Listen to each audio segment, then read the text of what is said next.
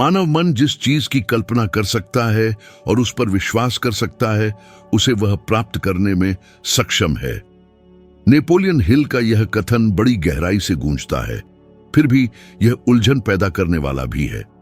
आखिरकार यदि सरलता ही कुंजी होती तो यह कैसे समझाया जा सकता है कि इतने सारे लोग लगन से मेहनत करते हैं, विश्वास बनाए रखते हैं और फिर भी उनके बैंक खाते लाल निशान में ही रहते हैं?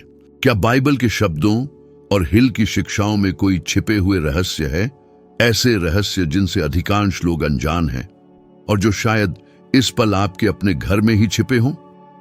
आज की इस यात्रा में हम उन 5 कुंजियों को उजागर करेंगे जो धर्म ग्रंथों और नेपोलियन हिल के सिद्धांतों के अनुसार किसी को धन की ओर अग्रसर करती है।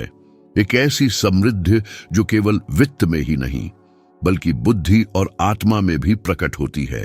ये जानकर हैरान होने के लिए तैयार हो जाइए कि शायद आपके पास ये सभी तत्व पहले से ही मौजूद हैं और आपने उन्हें सक्रिय करना नहीं सीखा है। क्या आपने कभी गौर किया है कि कुछ लोगों को कितनी आसानी से समृद्धि आकर्षित होती दिखती है, जबकि अन्य लगातार संघर्ष करते रहते हैं, कभी आगे नहीं बढ़ पाते? नेपोलियन हिल का मानना था कि सफलता संयोग से नहीं मिलती बल्कि ब्रह्मांडीय नियमों से आती है जो मानव विचार को नियंत्रित करते हैं। और इन नियमों में से एक उनका तर्क था, हमारे अपने घरों में छिपी हुई है, जो उन वस्तुओं में प्रकट होती है जो उनकी धारणा के अनुसार धन को आकर्षित करने वाली सकारात्मक ऊर्जा उत्सर्जित करती है। कल्पना कीजिए कि आप अपने स्थान को देखते हुए यह पहचानें कि वहां आपकी आंखों के ठीक सामने वे प्रतीक मौजूद हैं जो आपके जीवन में प्रचुरता के प्रवाह को नियंत्रित करते हैं। यह ठीक उनका दृढ़ विश्वास था और बाइबल भी इस विचार का समर्थन करती है जब वह कहती है, जहां तुम्हारा धन है वहीं तुम्हारा मन भी रहेगा। पहला रहस्य इस समझ में निहित है कि हमारे चारों ओर जो कुछ भी है वह उस ऊर्जा को दर्शाता है जो हम उत्सर्जित करते हैं, और इसमें वे वस्तुएं भी शामिल हैं जिन्हें हम अपने पास रखना चुनते हैं। नेपोलियन हिल के लिए वातावरण मन पर एक निर्विवाद शक्ति रखता था। अपने विस्तृत लेखन में उन्होंने बताया कि कैसे उन वर्षों के दौरान जब उन्होंने सैकड़ों समृद्ध व्यक्तियों का साक्षात्कार किया, एंड्रयू कार्नेगी से लेकर थॉमस एडिसन तक, तो उन्होंने उन सभी में एक सामान्य कड़ी देखी। वे सभी अपनी आकांक्षाओं के मूर्त प्रतीकों से घिरे रहते थे। इससे कोई फर्क नहीं पड़ता था कि वह एक प्रेरणादायक पुस्तक थी, एक पेंटिंग जो विजय के लक्ष्य को दर्शाती थी, या एक साधारण वस्तु जो किसी इच्छा को मूर्त रूप देती थी। ऐसे तत्व मन को उसी के अनुरूप बनाए रखते थे जिसे वे पूरी शिद्दत से साकार करना चाहते थे। और यही पहला और महत्वपूर्ण तथ्य सामने आता है। जो लोग अपने घर में ऐसे वस्तुएं रखते हैं जो उद्देश्य को बढ़ावा देते हैं, विश्वास को पोषित करते हैं और भविष्य की दृष्टि को स्पष्ट करते हैं, वे स्वाभाविक रूप से प्रचुरता की आवृत्ति के साथ तालमेल बिठाते हैं। भले ही यह रहस्यमय लगे, लेकिन एक वैज्ञानिक आधार है जो इस विचार की पुष्टि करता है। प्रिंसटन विश्वविद्यालय द्वारा किए गए अध्ययनों से पता चला है कि भौतिक स्थान सीधे हमारे भावनात्मक संतुलन और वित्तीय निर्णय लेने की हमारी क्षमता को आकार देता है। अव्यवस्थित या नकारात्मक उत्तेजनाओं से भरे वातावरण मानसिक बोझ पैदा करते हैं जो एकाग्रता को बाधित करते हैं और स्पष्टता को कम करते हैं। वही एकाग्रता जिसे हिल धन का बीज मानते थे। अब विचार करें, आपके घर में आज आपको क्या प्रेरणा देता है? कौन सी वस्तुएं आपके सबसे बड़े सपनों से मेल खाती हैं? और इससे भी महत्वपूर्ण बात, उनमें से कौन आपको डर, अभाव और पिछली यादों से बांधे रखते हैं? ये कभी कभी असहज लगने वाली बात है, लेकिन अधिकांश लोग असफलता के प्रतीकों से घिरे रहते हैं। ढेर सारे बिल, भूले हुए कपड़े, खराब वस्तुएं, उन रिश्तों की यादें जो सफल नहीं हुए। यह सब चुपचाप आपकी मानसिकता को यह संदेश देता है कि आप ऐसे दौर में फंसे हुए हैं जहां प्रचुरता मौजूद नहीं थी। हिल का मानना था कि विश्वास और अभाव एक ही मानसिक दायरे में सह अस्तित्व में नहीं रह सकते, और शायद यह बात घर के भौतिक वातावरण पर भी लागू होती है। समृद्धि के लिए उपजाऊ जमीन नहीं होती, जहां वातावरण अभाव के अनुरूप स्पंदित होता है। नेपोलियन हिल के जीवन की सबसे महत्वपूर्ण घटनाओं में से एक तब सामने आई जब उन्होंने स्वयं गहरी गरीबी का अनुभव किया। अपना सब कुछ गंवाने के बाद उन्हें वॉशिंगटन शहर के एक छोटे से अपार्टमेंट में रहने के लिए मजबूर होना पड़ा, जिसमें घिसे पिटे सामान और खाने पीने का सामान भी कम था। वह बताते हैं कि एक बार जब उन्होंने अपना प्रतिबिंब दर्पण में देखा तो उन्होंने समझा कि वहां दिख रही छवि उनकी मानसिक स्थिति का सच्चा दर्पण थी। भ्रमित, निराशा से भरा और डर से ग्रस्त। उसी क्षण उन्होंने उस दृश्य को बदलने का दृढ़ संकल्प लिया जो उनकी आंखों के सामने था। उन्होंने कमरे की सफाई की, अनावश्यक चीजों को फेंक दिया, जो थोड़ा बहुत बचा था उसे व्यवस्थित किया और मेज पर एक कागज रखा जिस पर उन्होंने लिखा, मैं समृद्धि का दूत बनूंगा। वह गारंटी देते हैं कि इस साधारण से कार्य ने एक ऐसा परिवर्तन शुरू किया जो वर्षों बाद उन्हें उनकी सबसे प्रसिद्ध कृति सोचिए और अमीर बनिए, थिंक एंड ग्रो रिच के लेखक बनने की ओर ले गया। यह घटना केवल प्रतीकात्मक नहीं थी, यह एक वास्तविक मोड़ बिंदु थी। इसने दर्शाया कि परिवर्तन की नींव आसपास के वातावरण में है, क्योंकि वातावरण ही विचार के पैटर्न को आकार देता है। यदि आपका जीवन अराजकता के बीच बीतता है तो आपका मन भी उसी अव्यवस्था को दोहराएगा। दूसरी ओर, यदि आप अपने आप को ऐसे तत्वों से घेरते हैं जो उद्देश्य जगाते हैं तो आपका मन स्वाभाविक रूप से समाधान खोजेगा। समकालीन न्यूरोसाइंस इस बात की पुष्टि करता है। शोध बताते हैं कि जो व्यक्ति सुव्यवस्थित और प्रेरणादायक स्थान बनाए रखते हैं वे दीर्घकालिक वित्तीय लक्ष्यों को प्राप्त करने की 30% अधिक संभावना रखते हैं। यह ऐसा है जैसे आपके घर में हर सकारात्मक वस्तु आपकी अंतर्निहित समृद्धि की क्षमता का एक खामोश अनुस्मारक हो। तो मैं आपको एक चुनौती देता हूं, अपने घर के एक कमरे का चुनाव करें और उसमें मौजूद हर वस्तु पर विचार करें। उस चीज को हटा दें जो आपके वांछित भविष्य को नहीं दर्शाती और उसे किसी ऐसी चीज से बदल दें जो आपको प्रेरणा देती हो। यह विश्वास का प्रतीक कोई प्रार्थना हो सकती है, एक ऐसी तस्वीर जो परिपूर्णता दर्शाती हो, या यहां तक कि एक साधारण सी वस्तु जो आपके उद्देश्य को जगाती हो। इस अभ्यास को लगातार 7 दिनों तक करें और अपनी मन स्थिति में बदलाव देखें। आप महसूस करेंगे कि आशावाद और रचनात्मकता के विचार अनायास ही उभरने लगेंगे। यह कोई जादू नहीं, बल्कि ऊर्जा का एक संरेखण है। वही सिद्धांत जिसे हिल ने एक समृद्ध मानसिकता के लिए पहला कदम बताया था। इस प्रकार, यदि पवित्र धर्म ग्रंथ कहते हैं कि कर्म के बिना विश्वास मरा हुआ है, तो शायद विश्वास की पहली अभिव्यक्ति जो आपको आवश्यक है वह उस स्थान को बदलना होगा जिसमें आप रहते हैं, क्योंकि समृद्धि ऐसे स्थानों में जगह नहीं पाती जहां ठहराव हावी होता है। और कौन जानता है, शायद जिस सौभाग्य की आपको इतनी लालसा है वह आपके घर में प्रवेश करने ही वाला हो, लेकिन पुरानी यादों में उलझकर अटक गया हो जिन्हें आपने अभी तक छोड़ने का साहस नहीं किया है। आपके घर की दीवारों में गूंजने वाले शब्दों में एक अंतर्निहित और गहरी शक्ति है। नेपोलियन हिल का मानना था कि हर इरादा मन में अंकुरित होता है, लेकिन शब्दों के माध्यम से साकार होता है। और बाइबल भी इस प्राचीन सत्य का समर्थन करती है जब वह कहती है कि जीवन और मृत्यु जीभ की शक्ति में निहित है। आपने कभी उन बातों की प्रकृति पर विचार किया है जो आपके रहने के माहौल में व्याप्त हैं? कई घर भावनात्मक संघर्षों के वास्तविक अखाड़े बन गए हैं, जहां लगातार बकाया बिलों, कठिनाइयों, दुर्भाग्य और निराशाओं के बारे में बात की जाती है। हालांकि हिल के दृष्टिकोण में ऐसा व्यवहार एक मानसिक पैटर्न का निर्माण करता है जो परिणाम स्वरूप आसपास की वास्तविकता को आकार देता है। उन्हें दृढ़ विश्वास था कि शब्द अवचेतन मन के लिए स्पष्ट दिशा निर्देशों के रूप में कार्य करते हैं और वह बिना किसी सवाल के उन्हें स्वीकार कर लेता है।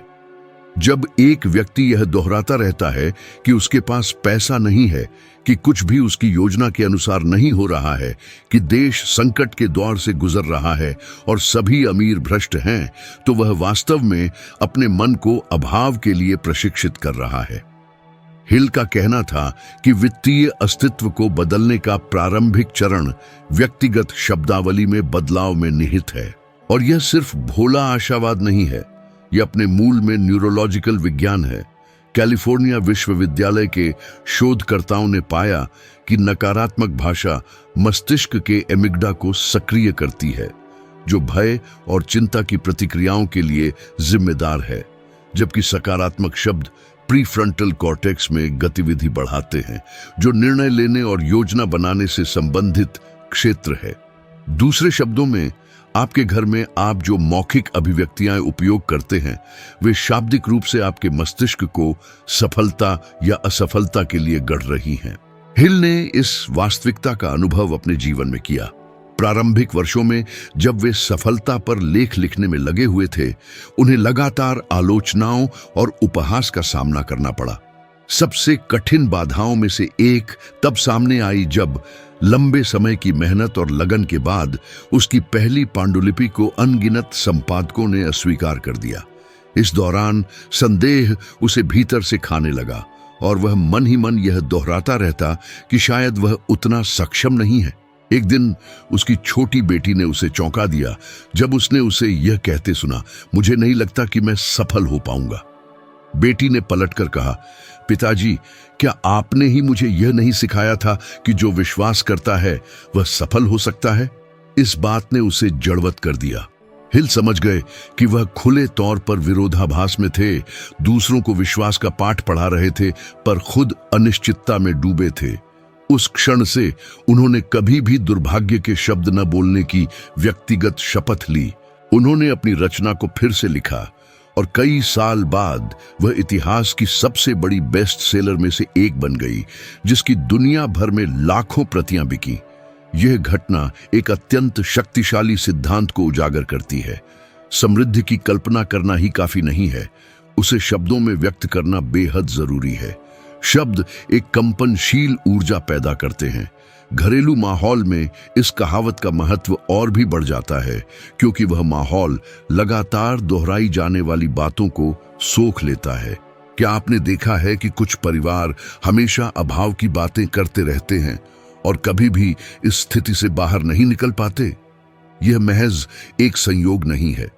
शोध बताते हैं कि जिन घरों में कर्ज, डर और कठिनाइयों के बारे में लगातार बात की जाती है, उन घरों में पले बढ़े बच्चे धन के प्रति सीमित विश्वासों को अपने भीतर बिठा लेते हैं, जो वयस्कता तक बने रहते हैं।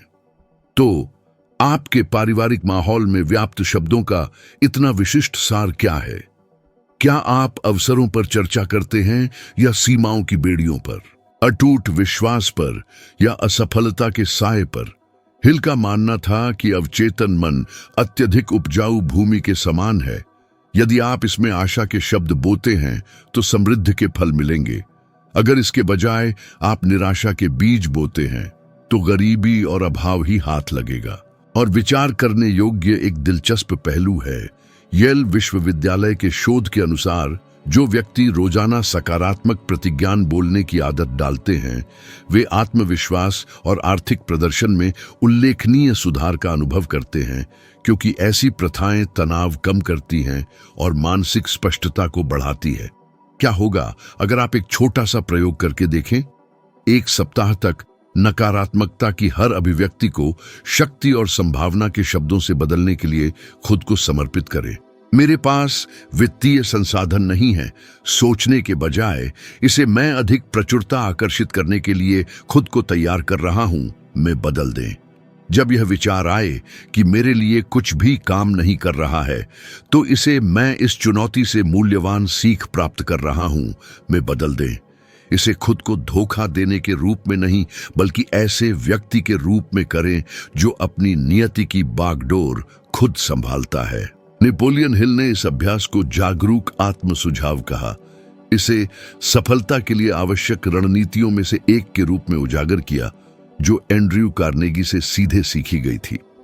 कार्नेगी जिन्होंने अपार धन दौलत जमा की थी, जिसका आज कई अरब डॉलर का अनुमान लगाया जाएगा, रोजाना शक्ति और विश्वास के शब्दों को दोहराने के लिए जाने जाते थे। हिल ने उन्हें इस बात का जीता जागता उदाहरण बताया कि शब्द हमारी अनुभव की गई वास्तविकता को कैसे आकार देने की क्षमता रखते हैं। इसके विपरीत हम सार्वजनिक हस्तियों के अनगिनत उदाहरण देख सकते हैं जिनका करियर ठीक उन्हीं बातों के कारण बर्बाद हो गया जो उन्होंने कही थीं। प्रतिभाशाली व्यक्ति जिन्होंने केवल अपने कहे शब्दों पर नियंत्रण न रखने के कारण लाखों डॉलर के अनुबंध खो दिए। यह इस बात का प्रमाण है कि भाषा वास्तव में धन बनाने और बिगाड़ने दोनों की शक्ति रखती है। सच्चा परिवर्तन तब शुरू होता है जब आप अपने घर के मौखिक वातावरण को बदलते हैं। मैं एक सरल अभ्यास का प्रस्ताव करता हूं। एक पूरा दिन अवलोकन में बिताए। इस बात पर ध्यान दें कि आप और आपके आसपास के लोग क्या बोलते हैं। इस अवधि के अंत में आत्मचिंतन करें और खुद से पूछें, यदि आज बोले गए प्रत्येक शब्द एक बीज में बदल जाता तो आप कल किस तरह की फसल की उम्मीद करते। हिल ने सिखाया कि भौतिक समृद्धि सीधे तौर पर इस बात का परिणाम है कि आप गहराई से क्या संभव मानते हैं, और इससे पहले कि कोई विश्वास क्रियान्वित हो, उसे मौखिक रूप से जोर से कहने की जरूरत है, क्योंकि शब्द चमत्कार की ओर पहला कदम है। वह सटीक क्षण जब अदृश्य आकार लेने लगता है, मूर्त होने लगता है। धन के बारे में एक दिलचस्प खासियत है जिसे बहुत कम लोग समझते हैं। इसकी उत्पत्ति बैंक खातों में नहीं बल्कि मन में है। नेपोलियन हिल का मानना था कि असली खजाना उस क्षमता में है कि आप जो चाहते हैं उसे इतनी स्पष्टता से देख सकें कि मन खुद ब खुद काम पर लग जाए, आपकी सचेत जानकारी के बिना भी अदृश्य को एक ठोस हकीकत में बदलने के लिए। उन्होंने इस क्षमता को संगठित कल्पना की शक्ति कहा, और पवित्र धर्मग्रंथ भी इस सिद्धांत का समर्थन करते हुए कहते हैं कि जैसा मनुष्य अपने हृदय में सोचता है वैसा ही वह बन जाता है। आज हमारे संसार में जो कुछ भी मौजूद है, आसमान छूती भव्य इमारतों से लेकर विशाल साम्राज्यों तक, वह सबसे पहले किसी की कल्पना में एक विचार के रूप में उभरा। और यही कारण है कि हिल का कहना था कि घर के माहौल में सबसे मूल्यवान चीजों में से एक है एक ऐसा स्थान जहां आप अपने सपनों को देख सकें, एक ऐसा कोना जो रचनात्मक कल्पना को बढ़ावा दे और उसका पोषण करे। अधिकांश लोगों की आम गलती एक तरह के ऑटो पायलट मोड में जीना है। वे जागते हैं, काम करते हैं, अपने वित्तीय दायित्वों को पूरा करते हैं, जीवन के बारे में अपनी शिकायतें व्यक्त करते हैं और फिर इस चक्र को अथक रूप से दोहराते हैं। वे शायद ही कभी रुककर सचेत रूप से उस जीवन की कल्पना करते हैं जो वे वास्तव में अपने लिए चाहते हैं। हिल ने अपने युग के 500 से अधिक सबसे धनी लोगों के साक्षात्कार के बाद पाया कि उन सभी को हर दिन अपने लक्ष्यों की कल्पना करने की आदत थी। थॉमस एडिसन उदाहरण के लिए अपनी खोजों के व्यावहारिक परीक्षणों से पहले ही मानसिक रूप से उनकी कार्य प्रणाली की कल्पना कर लेते थे। हेनरी फोर्ड ने बड़े पैमाने पर उत्पादन शुरू करने से पहले अपने मन में लोकप्रिय कार की कल्पना की थी, और हिल ने जोर देकर कहा कि मानव मन जब विश्वास और सच्ची भावना से प्रेरित होता है तो विचारों को वास्तविक समृद्धि में बदलने की अंतर्निहित क्षमता रखता है। हालांकि यहां वह निर्णायक बिंदु है जो सारा फर्क पैदा करता है। केवल सपने देखना ही पर्याप्त नहीं है, उद्देश्य और गहन भावनात्मक जुड़ाव के साथ कल्पना करना अनिवार्य है। हार्वर्ड विश्वविद्यालय में किए गए हालिया शोध से पता चला है कि मानव मस्तिष्क विशुद्ध रूप से कल्पित और वास्तव में अनुभव की गई चीजों के बीच पूरी तरह से भेद नहीं करता। जब आप किसी चीज की विस्तार से कल्पना करने में संलग्न होते हैं, मानसिक रूप से पूरे दृश्य को उसकी पूर्णता में महसूस करना, सुनना और देखना, तो वही मस्तिष्क क्षेत्र सक्रिय होते हैं जैसे कि वह घटना सचमुच घट रही हो। इसका तात्पर्य यह है कि समृद्धि की स्थिति की लगातार कल्पना करना मन को भौतिक दुनिया में वास्तविक अवसरों को पहचानने और उनका लाभ उठाने के लिए तैयार करता है। नेपोलियन हिल ने एक ऐसा अनुभव किया जिसने इस शक्ति के बारे में उनकी धारणा को गहराई से प्रभावित किया। उन्होंने बताया कि प्रसिद्धि पाने से कई साल पहले उन्हें गंभीर वित्तीय कठिनाई का सामना करना पड़ रहा था। एक रात असफलताओं की एक श्रृंखला के बाद उन्होंने खुद को अपने कार्यालय में बंद करने का फैसला किया और घंटों हाथ से उस जीवन का विस्तृत वर्णन लिखा जिसे वे तहे दिल से चाहते थे। उन्होंने उस घर का विवरण दिया जहां वे रहेंगे, उनकी पुस्तकों का क्या प्रभाव होगा, वे किन जगहों पर जाएंगे और यहां तक कि अपने शब्दों से लोगों को बदलते देखकर उन्हें कैसा महसूस होगा। उन्होंने उस दस्तावेज को अपनी एक दराज में रखा और उसे हर दिन निष्ठापूर्वक पढ़ते थे। महीनों बाद निमंत्रण, अवसर और बैठकें सामने आने लगीं, जिन्होंने उन्हें ठीक उसी रास्ते पर ले गए जो उन्होंने खुद के लिए निर्धारित किया था। उन्होंने दृढ़ विश्वास के साथ कहा कि यह महज एक संयोग नहीं था, बल्कि एक स्पष्ट और अडिग दृष्टि पर ठीक से केंद्रित मन की शक्ति थी। और यदि आप ध्यान से देखें तो यही सिद्धांत शीर्ष प्रदर्शन करने वाले एथलीटों, सफल व्यापारियों और प्रसिद्ध कलाकारों द्वारा उपयोग किया जाता है। माइकल फेल्प्स उदाहरण के लिए ने खुलासा किया कि वे पूल में उतरने से पहले ही अपनी हर हरकत और हर जीत की कल्पना करते थे। ओपरा विनफ्रे ग्रह की सबसे प्रभावशाली महिलाओं में से एक बनने से पहले रोजाना कहती थीं कि वह एक ऐसी संचारक बनेंगी जो दुनिया को प्रेरित कर सके, और वर्तमान में उनकी संपत्ति $2 अरब से अधिक है। यह उदाहरण अंधविश्वास नहीं है, यह ठोस प्रमाण है कि कल्पना, विजुअलाइजेशन एक मानसिक खाका बनाने में सक्षम है जो वास्तविक दुनिया में हमारी क्रियाओं को दिशा देता है। अब कल्पना कीजिए क्या होगा यदि आप घर पर नकारात्मक खबरें देखने या भविष्य की चिंताओं में डूबने के बजाय हर दिन कुछ मिनट उस जीवन की कल्पना करने में लगाते जिसे आप शिद्दत से चाहते हैं। कल्पना कीजिए कि आप वित्तीय स्वतंत्रता का आनंद ले रहे हैं, दूसरों की मदद कर रहे हैं, सपनों के गंतव्यों की यात्रा कर रहे हैं, सच्ची मुस्कान बिखेर रहे हैं, गहरी शांति और कृतज्ञता महसूस कर रहे हैं। मानव मन छवियों, तस्वीरों के लिए तरसता है और अवचेतन मन को एक स्पष्ट दिशा की आवश्यकता होती है। जब आप उसे यह दिशा देते हैं तो ब्रह्मांड आपके साथ मिलकर काम करता हुआ प्रतीत होता है, आपके मार्ग प्रशस्त करता है ताकि आपकी इच्छाएं पूरी हो सके। इस प्रक्रिया में एक गहरा आध्यात्मिक पहलू भी है। बाइबल हमें सिखाती है कि विश्वास उन चीजों का निश्चित आश्वासन है जिनकी हम आशा करते हैं और उन चीजों की दृढ़ धारणा है जिन्हें हम नहीं देखते। दूसरे शब्दों में, विजुअलाइजेशन, कल्पना करना, अपने सार में विश्वास का एक कार्य है। यह किसी चीज के साकार होने से पहले ही अपनी आस्था की घोषणा करना है। हिल इस सच्चाई को पूरी तरह समझते थे। उनका दृढ़ विश्वास था कि विश्वास और कल्पना जब संयुक्त होते हैं तो वे रचनात्मक शक्तियां बन जाते हैं जो हमारे भाग्य को आकार देती हैं। इसी कारण से जो कोई भी अपने घर में ऐसा वातावरण बनाए रखता है जो विजुअलाइजेशन को बढ़ावा देता है, चाहे वह ड्रीम बोर्ड के माध्यम से हो, एक प्रमुख प्रेरक उद्धरण के माध्यम से हो, या चिंतन के लिए एक साधारण शांत स्थान के माध्यम से हो, वह एक तरह से समृद्धि के लिए एक वेदी का निर्माण कर रहा है। लेकिन यहाँ एक ठोस चुनौती है। लगातार 21 दिनों तक हर दिन 5 मिनट उस चीज की कल्पना करने के लिए निकालें जिसे आप वास्तव में हासिल करना चाहते हैं। यह एक महत्वपूर्ण वित्तीय लक्ष्य हो सकता है, एक महत्वपूर्ण परियोजना की पूर्ति हो सकती है, या आपके जीवन में एक गहरा परिवर्तन हो सकता है। अपनी आंखें बंद करें और प्रत्येक विवरण की इतनी जीवंतता से कल्पना करें मानो वह पहले से ही वास्तविक हो। उस राहत को महसूस करें जो यह उपलब्धि लाएगी, उमड़ती हुई खुशी, वहां पहुंचने का गर्व। हिल सिखाते थे कि भावना वह आवश्यक ईंधन है जो विचार को प्रकटीकरण में सक्षम रचनात्मक शक्ति में बदल देता है।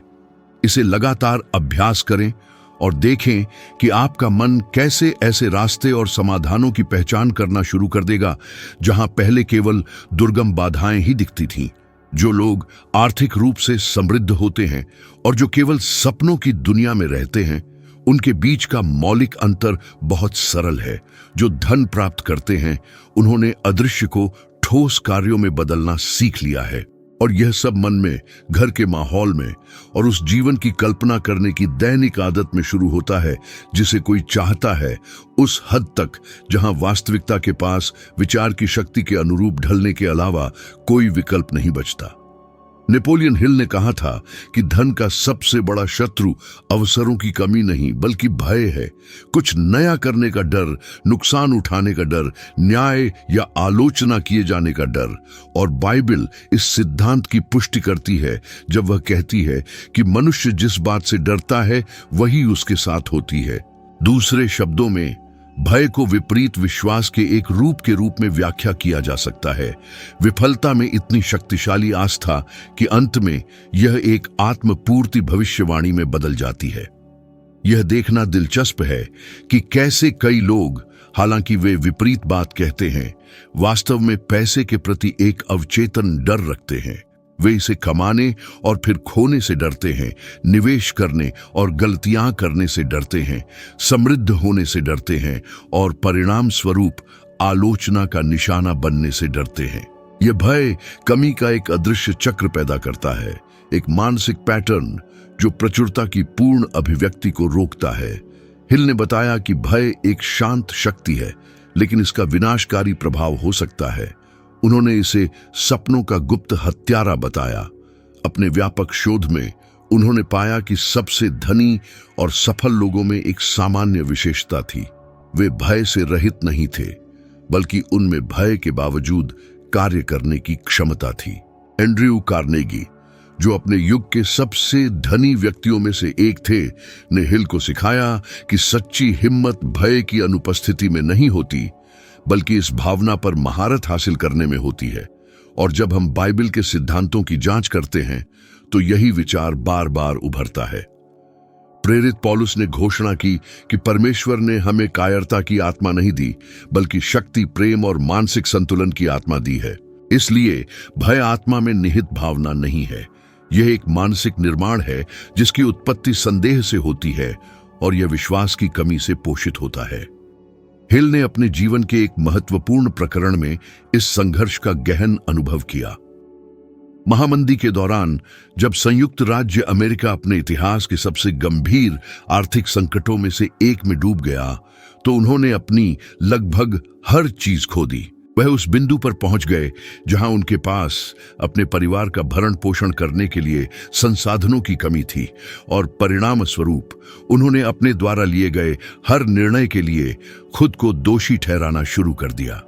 इसी चुनौतीपूर्ण दौर में उन्हें तत्कालीन राष्ट्रपति फ्रैंकलिन डी रूजवेल्ट से भाषण बनाने में सहयोग करने का अप्रत्याशित निमंत्रण मिला, जिससे जनता में आशा का संचार हो सके। हिल एक बार फिर विफल होने के डर से अभिभूत लगभग इस प्रस्ताव को अस्वीकार कर चुके थे। फिर भी उन्होंने स्वीकार करने का विकल्प चुना, एक ऐसे विचार से प्रेरित होकर जिसने उनके दृष्टिकोण को मौलिक रूप से बदल दिया। यदि मैं भय को हावी होने दूंगा तो मैं उसी चीज के ठीक विपरीत सिखाऊंगा जिसमें मैं विश्वास करता हूं। इस निर्णय ने उन्हें इतिहास के सबसे प्रतिष्ठित भाषणों में से एक को तैयार करने में योगदान दिया, जिसमें रूजवेल्ट ने प्रसिद्ध वाक्यांश कहा, हमें केवल भय से डरना चाहिए। यह क्षण एक महत्वपूर्ण मोड़ था। हिल ने अपनी बुद्धिमत्ता में समझा कि भय केवल एक मानसिक मृग तृष्णा है, एक भ्रम जो हमारी शिथिलता से पोषित होता है। जब हम कार्रवाई में उतरते हैं तो यह धीरे धीरे कम हो जाता है, अपनी शक्ति खो देता है, और जब हम इसे सच्ची आस्था के साथ सामना करते हैं तो हम इसके पूर्ण विघटन को देखते हैं। इस धारणा की पुष्टि समकालीन अध्ययनों से होती है। उदाहरण के लिए, स्टैनफोर्ड विश्वविद्यालय के प्रतिष्ठित शोध बताते हैं कि हमारा मस्तिष्क भय को एक आसन्न शारीरिक खतरे के समान ही संसाधित करता है। हालांकि जैसे ही हम कार्य करने का निर्णय लेते हैं, यह तीव्र प्रतिक्रिया नाटकीय रूप से कम हो जाती है। दूसरे शब्दों में, भय फैल से पहले दूर नहीं होता, यह उसी के दौरान गायब हो जाता है। एक पल के लिए उन अनगिनत अवसरों के बारे में सोचें जब भय ने आपको अपने जीवन में एक संभावित परिवर्तनकारी कदम उठाने से रोका। उद्यम करने का डर, सार्वजनिक रूप से खुद को व्यक्त करने का डर, करियर बदलने का डर, निवेश करने का डर। मानव जाति का एक बड़ा हिस्सा असुरक्षा के अपने स्वयं के विचारों द्वारा निर्मित एक अदृश्य जेल में रहता है। और सबसे दुखद बात यह है कि संभावित विफलता से खुद को बचाने के अथक प्रयास में वे विरोधाभासी रूप से सफलता के किसी भी अवसर से भी खुद को बचा लेते हैं। हिल ने जोर देकर कहा कि समृद्धि के लिए असफल होने का साहस आवश्यक है, क्योंकि जिसे हम विफलता कहते हैं वह वास्तव में सफलता के रास्ते में एक चतुराई से छिपा हुआ कदम है। वॉल्ट डिज्नी का सफर एक ऐसा उदाहरण है जो गहराई से गूंजता है। आज हम जिस साम्राज्य को जानते हैं उसे बनाने से पहले उन्हें रचनात्मकता की कमी के बहाने एक अखबार से तुरंत बर्खास्त कर दिया गया था। उन्होंने एक से अधिक बार दिवालियापन घोषित किया और एक निश्चित अवधि में उन्हें एक परित्यक्त कार्यालय में आश्रय मिला। हालांकि अपने दृष्टिकोण में उनके अटूट विश्वास ने उन्हें आगे बढ़ने के लिए प्रेरित किया, तब भी जब उनके आसपास की सभी परिस्थितियां उनके सपनों की असंभवता का शोर मचा रही थीं। वर्तमान में उनका नाम कल्पना, विजय और धन जैसे शब्दों से अविभाज्य है। यदि वह अपने डर के आगे झुक गए होते तो दुनिया को कभी वह जादू नहीं मिलता जिसे उन्होंने इतनी शानदार ढंग से परिकल्पित किया था। यह देखना वास्तव में दिलचस्प है कि यही पैटर्न उन लोगों में कैसे प्रकट होता है जो अपने लक्ष्यों को प्राप्त नहीं कर पाते हैं। जो व्यक्ति भय को अपने ऊपर हावी होने देते हैं वे समायोजित होने लगते हैं, अपनी निष्क्रियता को सही ठहराते हैं और अनिश्चित काल तक टाल मटोल करते रहते हैं। कितनी अनमोल अवसर खो दिए गए हैं सिर्फ इसलिए कि कोई आदर्श क्षण का इंतजार करता रहा। हिल ने दृढ़ विश्वास के साथ कहा कि सही समय वह है जब निर्णय लिया जाता है, न कि वह क्षण जब भय अंततः दूर हो जाता है। साहस कार्रवाई से पहले नहीं आता, यह कार्रवाई है जो साहस को गढ़ती है। इसलिए मैं अब आपको एक चुनौती प्रस्तुत करता हूं। उस चीज की पहचान करें जिसे आप भय के कारण टालते आ रहे हैं और आज ही अपना पहला कदम उठाएं, चाहे वह कितना भी छोटा क्यों ना हो। यह वह चुनौतीपूर्ण बातचीत हो सकती है जिससे आप बचते रहे हैं, एक महत्वपूर्ण परियोजना जो अधूरी पड़ी है, या शायद एक निवेश जो कभी साकार नहीं हुआ। एक छोटा सा कार्य करें, भले ही उसका अर्थ विशुद्ध रूप से प्रतीकात्मक हो। हिल ने तर्क दिया कि बहादुरी का प्रत्येक कार्य मन को एक स्पष्ट संदेश भेजता है, मैं सक्षम हूं, और जैसे जैसे यह संदेश दोहराया जाता है अवचेतन मन धीरे धीरे भय को आत्मविश्वास से बदलना शुरू कर देता है। अपने सार में विश्वास भय के विरुद्ध सबसे शक्तिशाली मारक है, और हिल के सिद्धांत के अनुसार भय और विश्वास ऐसी संस्थाएं हैं जो मानव मन के एक ही स्थान पर सह अस्तित्व में नहीं रह सकती। एक चीज दूसरी चीज को हमेशा बाहर कर देती है। ऐसे में जो लोग अपने मन में सकारात्मक विचारों, उत्साहवर्धक शब्दों और साहसी कदमों से विश्वास का पोषण करते हैं, वे अपने भीतर की दुनिया को समृद्धि के लिए एक उपजाऊ, संपन्न मैदान में बदल देते हैं। डर इंसान को जड़कर देता है, जबकि विश्वास उसे आगे बढ़ाता है, और यही निरंतर गति सच्ची समृद्धि को आकर्षित करती है, क्योंकि संपन्नता हमेशा उनके साथ चलती है जो दिल की धड़कन तेज होने पर भी काम करने का साहस दिखाते हैं। अब आप समझ चुके हैं कि सच्ची संपन्नता भौतिक वस्तुओं के ढेर से नहीं, बल्कि मन की शक्ति, विश्वास की गहराई और हमारी रोजमर्रा की पसंद से आती है। और अगर आप इस पड़ाव तक आ पहुंचे हैं तो इसका अर्थ है कि आप उन चुनिंदा लोगों में से हैं जो सचमुच विकसित होना चाहते हैं, जो साधारणता को स्वीकार नहीं करते और यह समझते हैं कि बिना अभ्यास का ज्ञान व्यर्थ है। इसलिए यदि आपकी इच्छा आत्मविकास की इस यात्रा में आगे बढ़ने की है, तो जो वीडियो अब आपकी स्क्रीन पर दिख रहा है वह आपका अगला और निर्णायक कदम है। उस पर बिना किसी झिझक के क्लिक करें, क्योंकि वहीं मैं बताऊंगा कि इन सिद्धांतों को एक ऊंचे पायदान पर कैसे ले जाया जाए और अपने जीवन में ठोस परिणाम कैसे साकार करना शुरू किया जाए। मेरी यहां उपस्थिति केवल मनोरंजन के लिए नहीं है, ये एक वास्तविक परिवर्तन लाने के लिए है। मैं इस उद्देश्य को बहुत गंभीरता से लेता हूं और यदि आप भी इसी गंभीरता को साझा करते हैं तो मैं अगले वीडियो में बेसब्री से आपका इंतजार कर रहा हूं।